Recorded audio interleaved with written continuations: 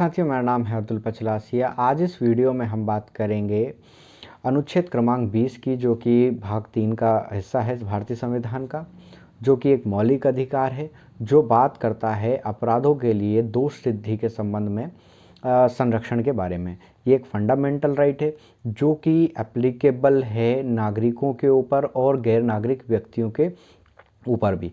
ये लगाम कसता है प्रशासनिक इकाइयों पे मनमाने ढंग से कार्य करने के ऊपर। चूँकि ये एक फंडामेंटल राइट है तो इसमें 3 प्रकार के प्रावधान बताए गए हैं। सबसे पहला प्रावधान ये है कि जब तक किसी व्यक्ति के द्वारा भारत में प्रचलित किसी विधि का अतिक्रमण ना किया गया हो, मतलब कि कोई व्यक्ति या कोई विदेशी व्यक्ति जब तक वो अपराधी नहीं कहलाएगा जब तक कि वो किसी कानून को ना तोड़ रहा हो। अगर भारत में प्रचलित किसी भी कानून को किसी भी व्यक्ति के द्वारा तोड़ा जाता है तभी उसे हम अपराधी कह सकते हैं या उसका ट्रायल कर सकते हैं। अगर बिना अपराध किए हम किसी को डिटेन कर लेते हैं या पुलिस किसी को डिटेन कर लेती है तो वो उसका ट्रायल नहीं होगा।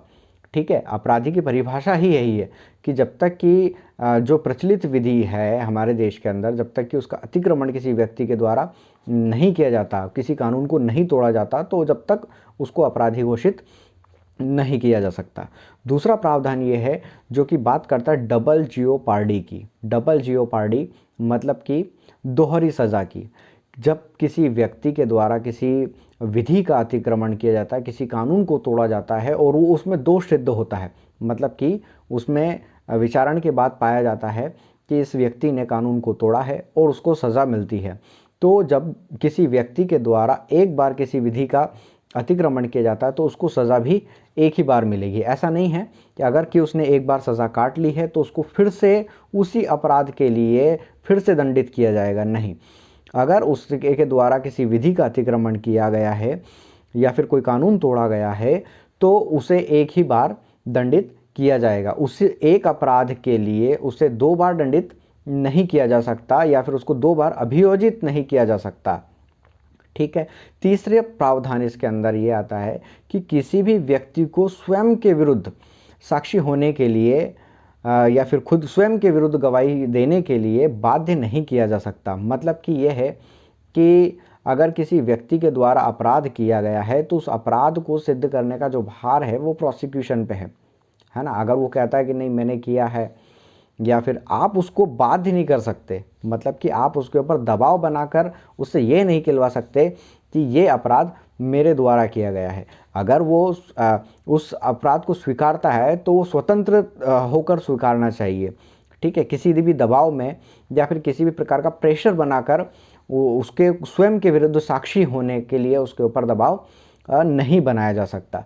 तो ये 3 प्रकार के प्रोविज़न हैं जो कि एक फंडामेंटल राइट है, मौलिक अधिकार हैं जो कि एप्लीकेबल हैं नागरिकों के लिए भी और गैर नागरिक व्यक्तियों के लिए भी। एक विशेष बात आर्टिकल 20 की ये है कि ये जो आर्टिकल 20 है, आर्टिकल 20 एंड आर्टिकल 21, ये इमरजेंसी के टाइम पर भी सस्पेंड नहीं होते हैं। किसी भी प्रकार से किसी भी परिस्थिति में इन 2 अनुच्छेदों का, अनुच्छेद 20 और अनुच्छेद 21 को किसी भी प्रकार से सस्पेंड नहीं किया जा सकता है। किसी भी व्यक्ति से इन अधिकारों को, इन 2 मौलिक अधिकारों को छीना नहीं जा सकता है।